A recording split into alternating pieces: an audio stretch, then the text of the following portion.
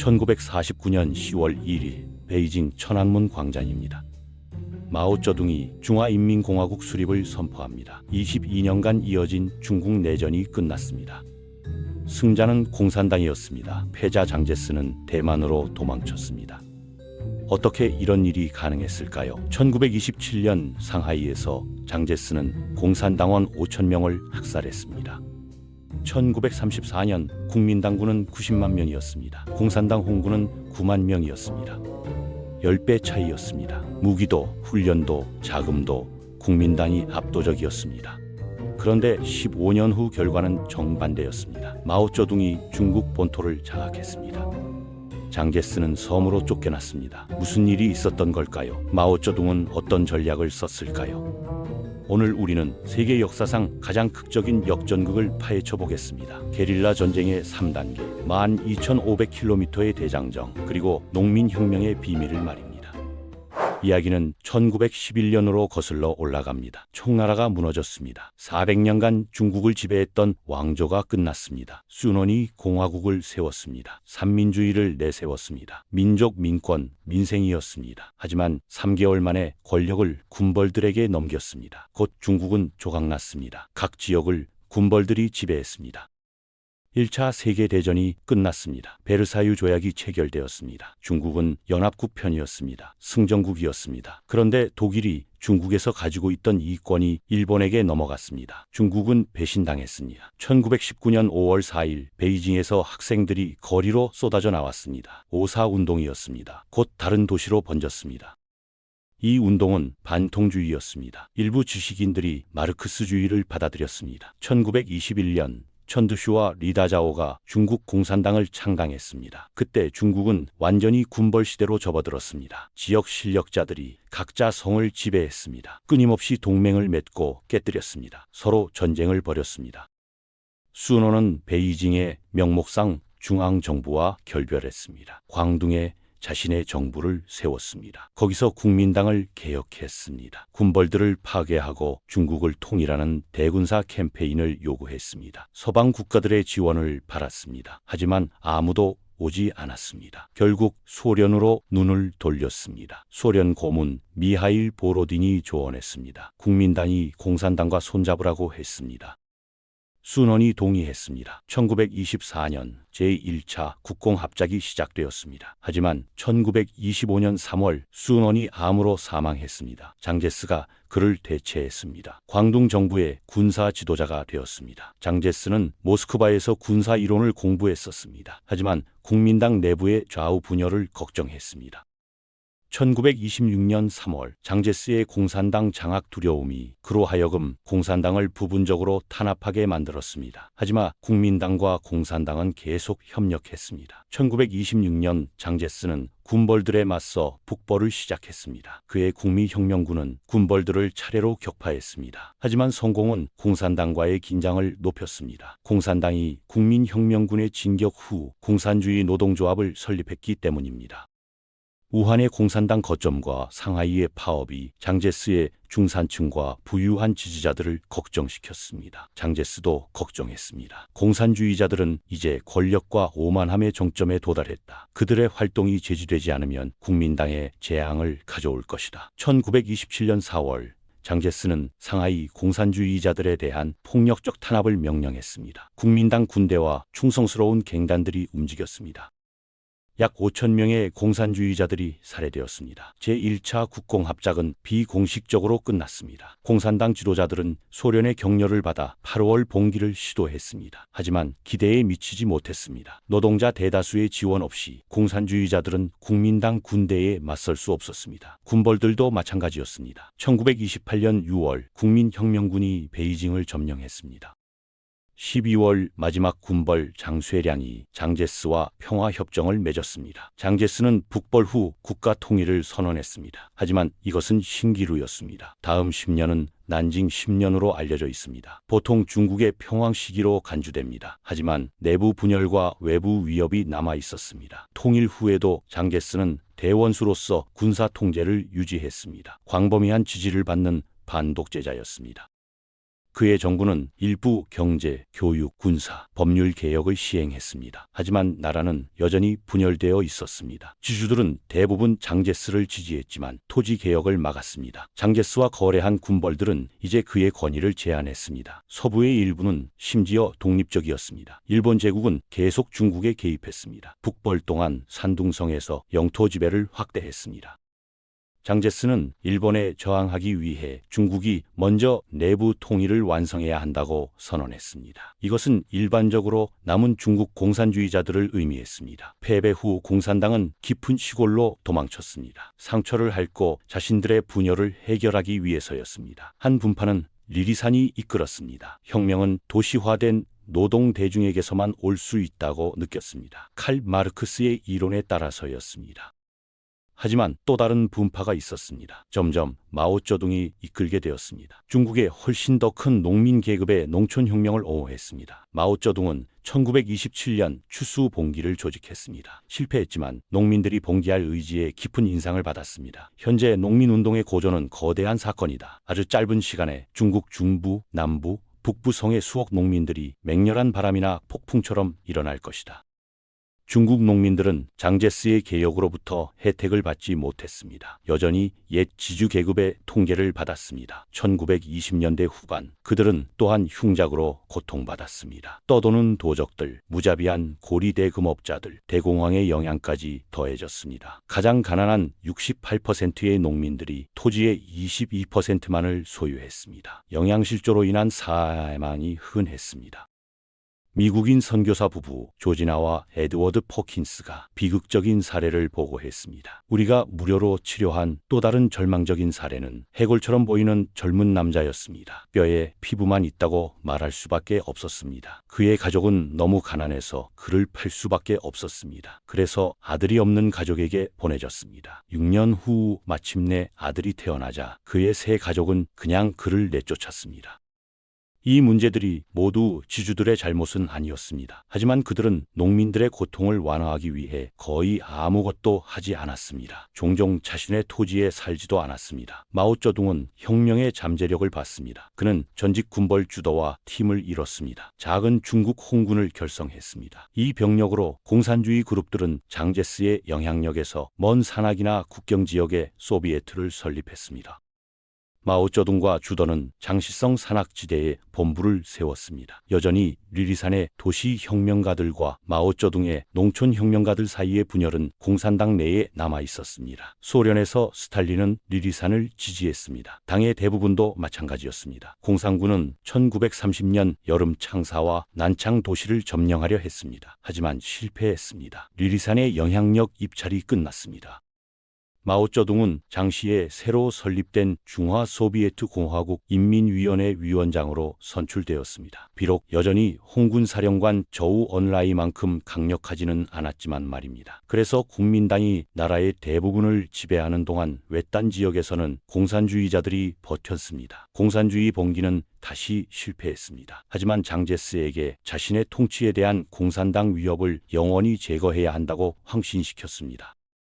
장제스의 군대가 공산당 반란을 진압하는 동안 그는 또한 전 군벌 동맹들의 반란에 직면해야 했습니다. 1930년까지 이것들은 중원전쟁으로 확대되었습니다. 국민당은 군벌 장쇠량이 충성을 유지한 덕분에 승리했습니다. 군벌들이 그림에서 사라지자 장제스는 공산주의자들로 눈을 돌렸습니다. 1930년 12월 국민당은 제1차 포위 캠페인을 시작했습니다. 섬멸 캠페인으로도 알려져 있습니다. 국민혁명군은 공산당 소비에트를 봉쇄하고 파괴할 계획이었습니다. 5만 명의 국민당 군대가 장시의 공산당 거점을 포위했습니다. 하지만 형편없이 무장한 홍군이 완강한 저항을 보였습니다. 저우 언라인은 국민혁명군과 싸우기 위해 재래식 전술을 사용했습니다. 하지만 마오쩌둥은 게릴라 전술을 선호했습니다. 국민혁명군이 잘 훈련되었음에도 불구하고 외딴 지역에서는 잘하지 못했습니다. 홍군이 2개의 국민당 사단을 전멸시켰을 때 장제스는 캠페인을 중단했습니다. 국민혁명군은 1931년 4월 제2차 캠페인을 시도했습니다. 이번에는 20만 명이었습니다. 국민당 사령관 허인치는 게릴라 전술에 대응하기 위해 신중하게 전진했습니다. 하지만 이것은 그의 병사들을 더 많은 공격에 노출시켰을 뿐입니다. 국민혁명군은 후퇴했습니다. 10월 장제스는 제3차 캠페인의 개인 지휘를 맡았습니다. 세 개의 국민혁명군 종대가 홍군을 고향 영토에서 몰아내고 재래식 전투로 끌어들일 것이었습니다. 국민당은 전진하면서 전방위 방어 전술을 사용했습니다. 더 나은 진전을 이뤘습니다. 9월 중순까지 장시 산악지대의 대부분을 점령했습니다. 마오쩌둥의 본부를 위협했습니다. 하지만 그때 9월 18일 일본군이 만주를 침공했습니다. 이것이 국민혁명군 자원을 북쪽으로 돌렸습니다. 공산당에 대한 제3차 섬멸 캠페인을 끝내야 했습니다. 국민혁명군은 1932년 여름 제4차 반공 캠페인을 시작했습니다. 이번에는 25만 명의 군대였습니다. 초기 전투에서 홍군을 격파했습니다. 하지만 홍군은 파괴되지 않고 후퇴했습니다. 1933년 공산주의 게릴라 전술이 과도하게 확장된 국민혁명군을 지치게 하기 시작했습니다. 4월 일본이 다시 중국으로 더 진격했습니다. 후베이성의 비무장화를 요구했습니다. 장제스는 공산주의자들을 먼저 처리하고 싶었습니다. 그래서 일본의 요구에 동의했습니다. 하지만 그 주의 분산이 공산주의자들에게 반격을 준비할 시간을 주었습니다. 4차 캠페인을 중단시켰습니다. 그래서 홍군 전술과 일본의 개입이 1930년대 초 공산군 대부분을 구했습니다. 마오쩌둥은 비정규전을 홍군의 미래의 길로 봤습니다. 그는 현대 게릴라전의 기초 텍스트 중 일부를 썼습니다. 1936년과 37년에 쓰여진 마오쩌둥의 중국 혁명전쟁의 전략 문제와 게릴라전에 관하여는 1930년대 공산주의 전투 관행과 전략에 대한 성찰입니다. 부분적으로 전략 텍스트, 부분적으로 정치 선언문, 부분적으로 비평가들에 대한 비난이었습니다. 마오쩌둥은 중국 내전에서 게릴라 전술의 중요성을 제시했습니다. 게릴라 작전은 독립적인 전쟁 형태로 간주되어서는 안 됩니다. 그것들은 전면전의 한 단계일 뿐입니다. 혁명투쟁의 한 측면입니다. 그것들은 억압자와 피억압자 사이의 충돌의 불가피한 결과입니다. 후자가 인내의 한계에 도달했을 때 말입니다. 그는 이런 종류의 전쟁이 승리를 위해 필요하다고 주장했습니다. 우리는 홍군의 게릴라 성격을 정직하게 인정해야 합니다. 게릴라주의를 완전히 부정하기보다는 말입니다. 이 점에서 부끄러워하는 것은 쓸모없습니다. 반대로 이 게릴라 캠페인은 정확히 우리의 구별되는 특징입니다. 우리의 강점입니다. 적을 물리칠 수 있는 수단입니다. 마오쩌둥은 삼국지 연애 같은 고전 중국 작품들을 많이 참고했습니다. 특히 손자병법을 많이 참고했습니다.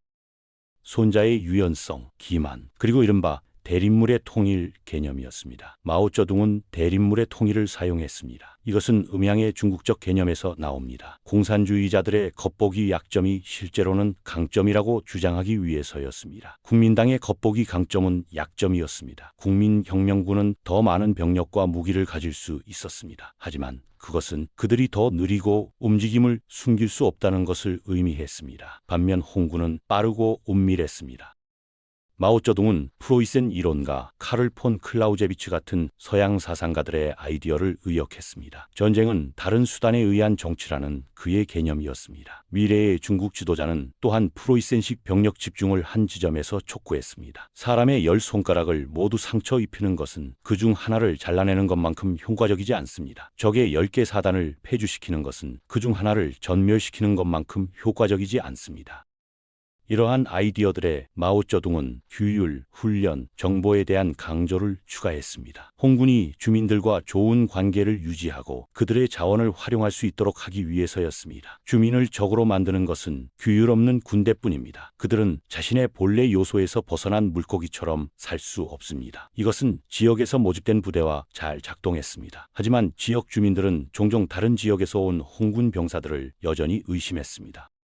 그래서 마오쩌둥은 장제스의 국민당 손에 패배에서 벗어난 후 정치적 군사적 사고를 발전시키고 있었습니다. 곧 마오쩌둥과 그의 동지들은 지금까지 가장 엄격한 시험대에 오를 것이었습니다. 대장정이었습니다. 전쟁에 관한 저술에서 마오쩌둥은 또한 다른 날 싸우기 위해 살아남는 절후퇴의 가치에 대해 썼습니다. 우리 모두는 두 강한 남자가 싸울 때 현명한 사람은 보통 한 발 양보한다는 것을 압니다. 반면 그의 어리석은 상대는 격렬하게 돌진하면서 첫 공격에서 모든 힘과 기술을 쏟아붓습니다. 그 결과 그는 종종 양보하는 사람에 의해 쓰러집니다. 1933년 말까지 장제스는 일본과 조약을 체결했습니다. 당시 소비에트에 대한 제5차 캠페인을 계획하고 있었습니다. 그는 또한 해외로부터 군사 조언을 받았습니다. 한스 폰 제크트 장군이 이끄는 나치 독일의 군사 대표단을 환영했습니다. 독일인들은 국민혁명군이 공산주의 지역에 대해 꾸준히 전진하도록 격려했습니다. 전진하면서 참호와 보루를 건설하고 민간인을 대피시키라고 했습니다. 핍은 독일식이었습니다. 하지만 전반적인 전략은 장제스의 것이었습니다. 도적의 주력을 찾아 살필 필요가 없었습니다. 우리는 도적들이 반드시 나와서 싸워야 하는 전략적 장소만 점령하면 되었습니다.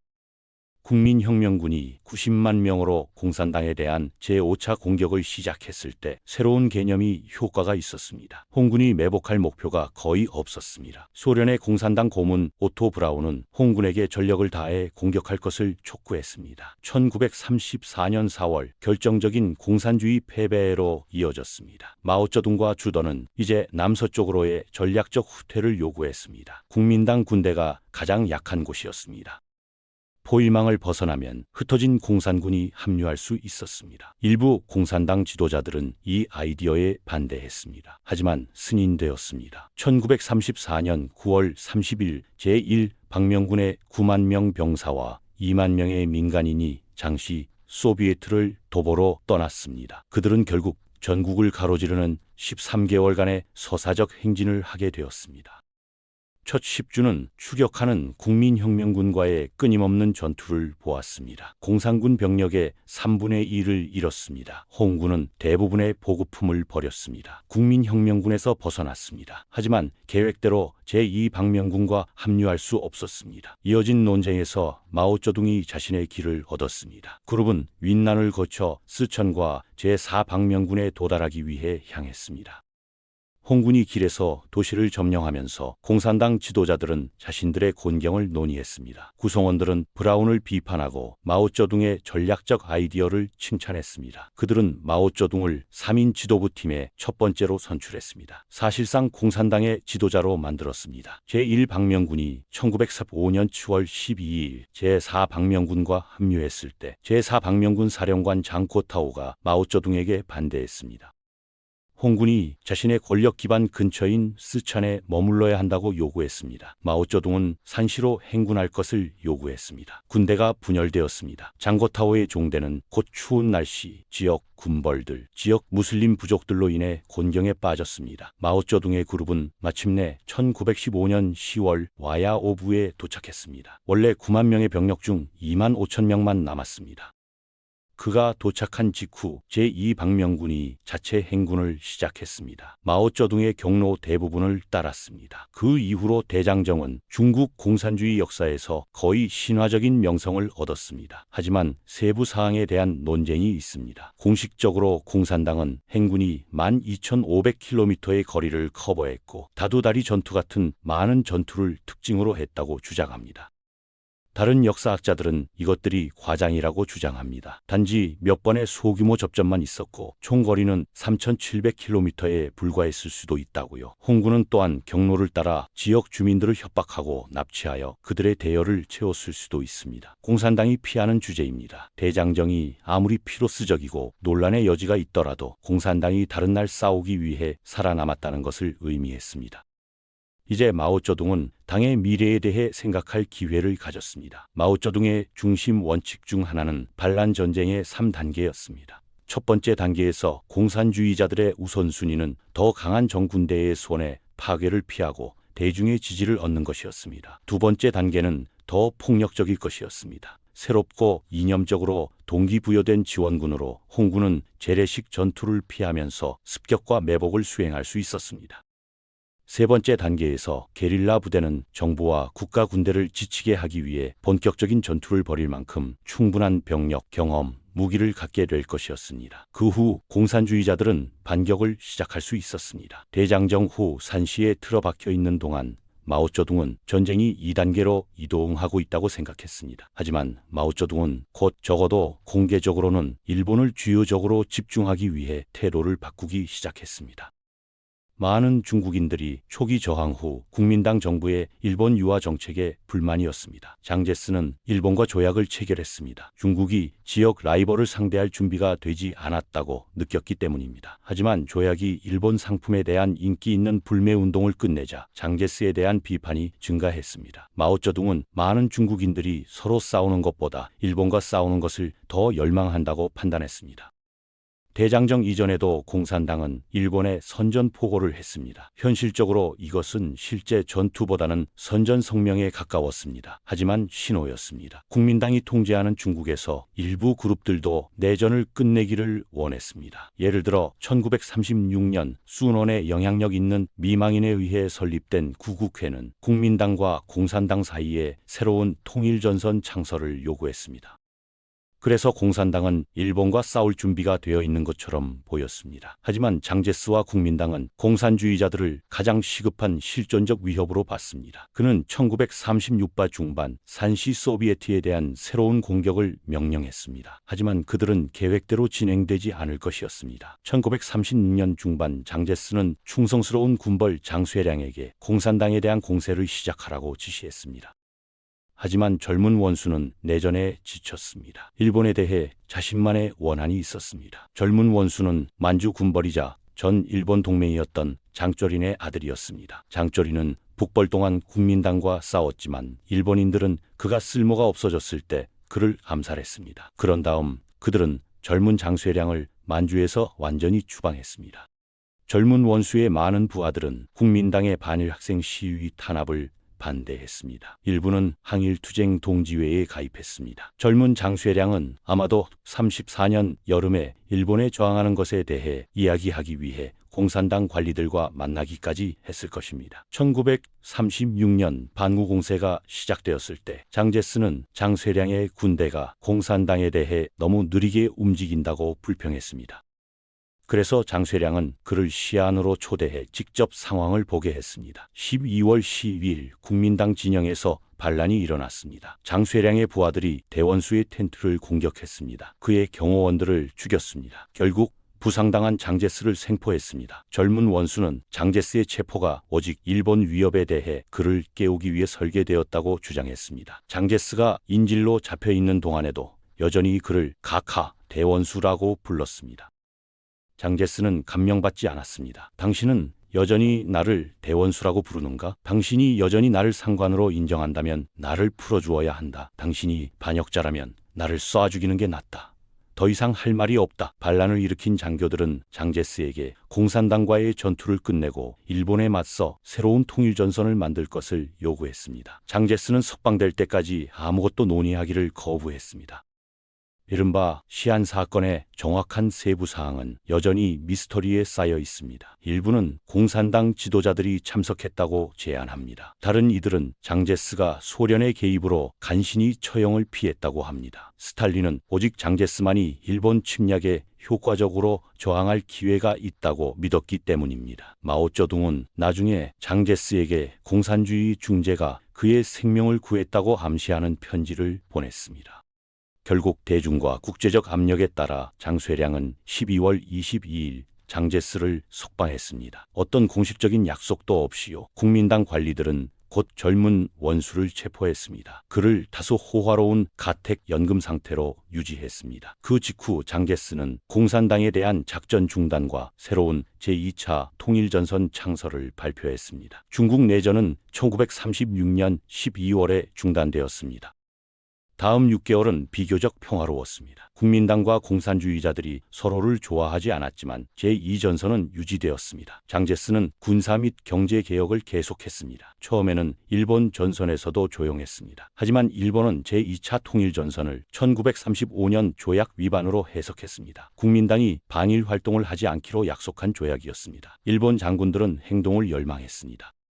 일본군이 야간 훈련을 하고 있을 때 소규모 접전이 발생했습니다. 왕핑 요새에 대한 일본의 포격으로 확대되었습니다. 장제스는 이번에는 일본 침략에 저항하기로 결정했습니다. 국민혁명군은 사령관 주더 휘하의 홍군 부대를 대열에 통합했습니다. 국민당과 공산당 사이의 불안한 동맹의 시작이었습니다. 그리고 제2차 중일 전쟁의 시작이었습니다. 국민당과 공산주의자들은 공동의 일본 위협에 직면하여 전쟁 도끼를 묻었습니다. 하지만 오래 그렇게 남아있지 않을 것이었습니다. 제2차 중일전쟁이라고 불리는 것은 1945년 히로시마와 나가사키에 원자폭탄이 투하된 후 일본의 항복으로만 끝났습니다. 공산당과 국민당 사이의 동맹이 다시 붕괴되는 동안 세계는 냉전과 핵 군비 경쟁에 돌입했습니다. 하지만 전쟁이 끝난 후 공산당과 국민당의 진짜 싸움이 시작될 것이었습니다. 1945년 8월 일본이 항복했습니다. 장제스는 승리자처럼 보였습니다. 국민혁명군은 300만 명이었습니다. 미국의 지원을 받았습니다. 현대식 무기를 갖췄습니다. 대부분의 도시를 통계했습니다. 반면 공산당의 홍군은 약 100만 명이었습니다. 주로 시골에 근거를 두었습니다. 하지만 마오쩌둥은 그의 3단계 전략을 완성할 준비가 되어 있었습니다. 첫 번째 단계는 1920년대와 30년대 생존이었습니다. 두 번째 단계는 항일전 동안의 게릴라전이었습니다. 이제 세 번째 단계가 왔습니다. 본격적인 전투였습니다. 홍군은 이제 인민해방군으로 개명되었습니다. 병력, 경험, 무기를 가지고 있었습니다. 그리고 무엇보다 대중의 지지를 가지고 있었습니다. 1946년 내전이 다시 시작되었습니다. 처음에는 국민당이 우세했습니다. 장제스의 군대가 공산당 거점들을 점령했습니다. 1947년 3월 국민혁명군이 공산당의 수도 예난을 점령했습니다. 장제스는 승리가 가까웠다고 믿었습니다. 하지만 그것은 착각이었습니다. 마오쩌둥은 도시를 포기했습니다. 우리는 도시를 잃을 수 있다. 하지만 사람을 잃을 수는 없다. 사람이 있으면 모든 것을 되찾을 수 있다. 전략은 효과가 있었습니다. 국민혁명군은 도시를 점령하는데 병력을 소진했습니다. 보급선이 과도하게 늘어났습니다. 인민해방군은 시골에서 게릴라전을 계속했습니다. 국민당 부대를 고립시켰습니다. 하나씩 격파했습니다. 마오쩌둥이 쓴 대로였습니다. 10손가락을 상처 입히는 것보다 하나를 자르는 것이 낫다. 이것은 단순한 이론이 아니었습니다. 실제 전장에서 증명되고 있었습니다. 1947년 말까지 전세가 바뀌기 시작했습니다. 인민해방군이 반격을 시작했습니다. 이제 3단계의 마지막 부분이었습니다. 본격적인 재래식 전투였습니다. 더 이상 숨어서 싸우지 않았습니다. 정면 대결이었습니다. 1948년 인민해방군은 만주에서 대규모 공세를 시작했습니다. 랴오선 전역이었습니다. 9월부터 12월까지 계속되었습니다. 국민당군 47명이 포위되었습니다. 거의 전멸당했습니다.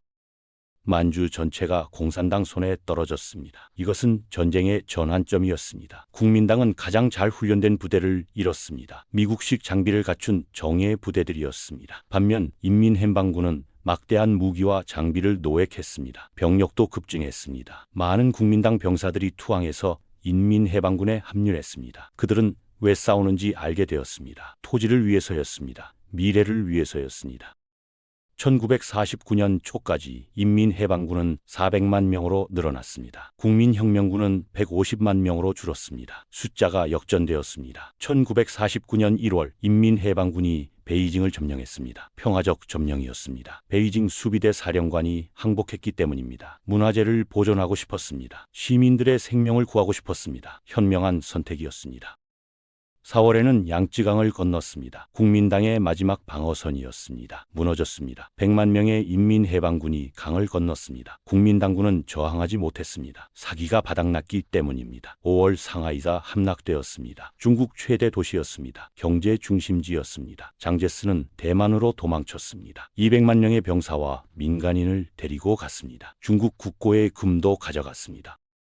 중국 본토는 공산당의 것이 되었습니다. 10월 1일 마오쩌둥이 천안문에서 중화인민공화국 수립을 선포했습니다. 중국 인민이 일어섰다. 22년간의 내전이 끝났습니다. 하지만 질문이 남습니다. 어떻게 이런 일이 가능했을까요? 1927년 상하이에서 5천 명이 학살당했습니다. 1934년 국민당군은 90만 명이었습니다. 공산당은 9만 명이었습니다. 그런데 15년 후 승자는 공산당이었습니다. 첫째, 게릴라 전략이었습니다. 마오쩌둥의 3단계 이론이 완벽하게 효과가 있었습니다. 1단계에서는 생존에 집중했습니다. 대장정으로 국민당의 섬멸을 피했습니다. 12,500km를 걸었습니다. 9만 명 중 2만 5천 명만 살아남았습니다. 하지만 살아남았습니다. 그것이 중요했습니다. 2단계에서는 게릴라전을 펼쳤습니다. 항일전 동안 세력을 키웠습니다. 농촌 지역에서 근거지를 확대했습니다. 국민당이 일본과 싸우는 동안 힘을 축적했습니다. 3단계에서는 본격적인 전투를 벌였습니다. 국민당을 격파했습니다. 만주에서 시작해 베이징, 양쯔강, 상하이로 이어졌습니다. 전략이 완벽하게 실행되었습니다. 이것은 즉흥이 아니었습니다. 1930년대부터 계획된 것이었습니다. 마오쩌둥이 글로 남긴 것이었습니다. 중국 혁명 전쟁의 전략 문제와 게릴라 내 관하여에 모두 나와 있었습니다. 이론이 현실이 되었습니다. 둘째, 농민 지지였습니다. 이것이 가장 중요했습니다. 공산당은 토지 개혁을 약속했습니다. 농민들에게 땅을 나눠주었습니다. 지주들을 숙청했습니다. 중국 인구의 80%가 농민이었습니다. 그들의 지지가 결정적이었습니다. 물고기가 물에서 헤엄치듯 마오쩌둥의 표현대로 인민해방군은 농민들 속에서 헤엄쳤습니다. 농민들이 식량을 제공했습니다. 정보를 제공했습니다. 병력을 제공했습니다. 반면 국민당은 지주 계급과 결탁했습니다. 토지 개혁을 거부했습니다. 농민들을 억압했습니다. 강제 징집을 실시했습니다. 군량미를 강탈했습니다. 농민들의 지지를 잃었습니다. 아니, 적으로 만들었습니다. 전쟁은 결국 농민들의 전쟁이었습니다. 누가 농민의 마음을 얻느냐가 승부를 결정했습니다. 공산당이 이겼습니다. 국민당은 졌습니다. 간단한 산수였습니다. 셋째, 부패와 인플레이션이었습니다. 국민당 정부는 심각하게 부패했습니다. 장교들이 군물자를 횡령했습니다. 병사들의 급여를 축복했습니다. 관리들이 뇌물을 받았습니다. 정부 계약에서 리베이트를 챙겼습니다. 경제는 붕괴했습니다. 초인플레이션이 발생했습니다. 1948년 물가가 하루에 2배로 올랐습니다. 아침에 산 쌀이 저녁에는 2배 가격이었습니다. 사람들의 평생 저축이 하루아침에 휴지 조각이 되었습니다. 중산층이 파산했습니다. 교사들이 굶주렸습니다. 공무원들이 뇌물 없이는 생활할 수 없었습니다. 사회가 무너졌습니다. 중산층이 국민당을 버렸습니다. 희망이 없었기 때문입니다. 반면 공산당은 규율이 있었습니다. 부패가 적었습니다. 3가지 규율, 8가지 주의를 엄격히 지켰습니다. 농민의 물건을 훔치지 않았습니다. 여성을 학대하지 않았습니다. 해방지역에서 경제를 안정시켰습니다. 넷째, 사기의 차이였습니다. 국민혁명군 병사들은 왜 싸우는지 몰랐습니다. 강제 징집되었습니다. 집에서 끌려왔습니다. 급여를 제대로 받지 못했습니다. 장교들이 착복했기 때문입니다. 식량도 부족했습니다. 탈영이 만연했습니다. 1948년 한 해에만 100만 명이 탈영했습니다. 전체 병력의 3분의 1이었습니다. 어떤 부대는 전투도 하기 전에 반 이상이 도망쳤습니다. 반면 인민해방군은 동기부여가 되어 있었습니다. 이념 교육을 받았습니다. 왜 싸우는지 알았습니다. 토지를 위해 싸웠습니다. 미래를 위해 싸웠습니다. 착취로부터의 해방을 위해 싸웠습니다. 사기가 높았습니다. 투항자가 적었습니다. 오히려 국민당 병사들이 투항해서 인민해방군에 합류했습니다. 전쟁에서 사기가 무기보다 중요했습니다. 이것이 증명되었습니다. 다섯째, 일본의 역할이었습니다. 역설적이지만 중요했습니다. 항일전이 국민당을 약화시켰습니다. 8년간의 전쟁이었습니다. 가장 좋은 부대들이 소진되었습니다. 경제가 파괴되었습니다. 영토의 3분의 1을 잃었습니다. 산업 기반이 무너졌습니다. 반면 공산당은 일본과의 대규모 전투를 피했습니다. 게릴라전에 집중했습니다. 농촌 지역에서 세력을 키웠습니다. 근거지를 확대했습니다. 항일전이 끝났을 때 국민당은 완전히 지쳐 있었습니다. 경제도 군대도 민심도 모두 소진되어 있었습니다. 공산당은 오히려 강해져 있었습니다. 1937년 홍군은 약 10만 명이었습니다. 1945년에는 100만 명이었습니다. 10배로 늘었습니다. 근거지 인구도 1억 명에 달했습니다. 일본 침략이 아이러니하게도 공산당을 도왔습니다. 마지막으로 리더십이었습니다. 마오쩌둥은 전략가였습니다. 정치가였습니다. 군사이론가였습니다. 장기적 비전이 있었습니다. 1927년 추수봉기의 실패에서 배웠습니다. 1930년대 포위 캠페인에서 배웠습니다. 대장정에서 배웠습니다. 항일전에서 배웠습니다. 실패를 교훈으로 삼았습니다. 유연했습니다. 상황에 맞춰 전술을 바꿨습니다. 기회를 잡았습니다. 시한 사건을 활용했습니다. 항일 명분을 활용했습니다. 반면 장제스는 경직되어 있었습니다. 재래식 전쟁에 집착했습니다. 게릴라전을 이해하지 못했습니다. 정치적 지지를 잃었습니다. 부패를 통제하지 못했습니다. 토지 개혁을 거부했습니다. 결정적 순간에 판단을 잘못했습니다. 공산당을 과소평가했습니다. 농민을 무시했습니다. 리더십의 차이가 전쟁의 결과를 결정했습니다. 전쟁은 무기만으로 이기는 것이 아니었습니다. 1949년 10월 1일 마오쩌둥이 천안문 광장에 섰습니다. 중국 인민이 일어섰다고 선포했습니다. 세계에서 가장 인구가 많은 나라가 공산주의가 되었습니다. 5억 명이었습니다. 냉전의 균형이 바뀌었습니다. 아시아의 지정학이 재편되었습니다. 미국은 충격에 빠졌습니다. 누가 중국을 잃었는가? 미국 정치권에서 비난이 쏟아졌습니다. 소련은 환호했습니다. 공산주의 진영이 확대되었습니다. 모든 것이 1927년 상하이 학살에서 시작되었습니다. 5천 명이 죽었습니다. 공산당은 거의 전멸했습니다. 하지만 살아남았습니다. 9만 명이 대장정을 시작했습니다. 2만 5천 명만 도착했습니다. 하지만 그 2만 5천 명이 중국을 정복했습니다. 어떻게? 게릴라 전쟁의 3단계 때문이었습니다. 생존, 게릴라전, 그리고 본격적인 공세였습니다. 각 단계가 정확히 실행되었습니다.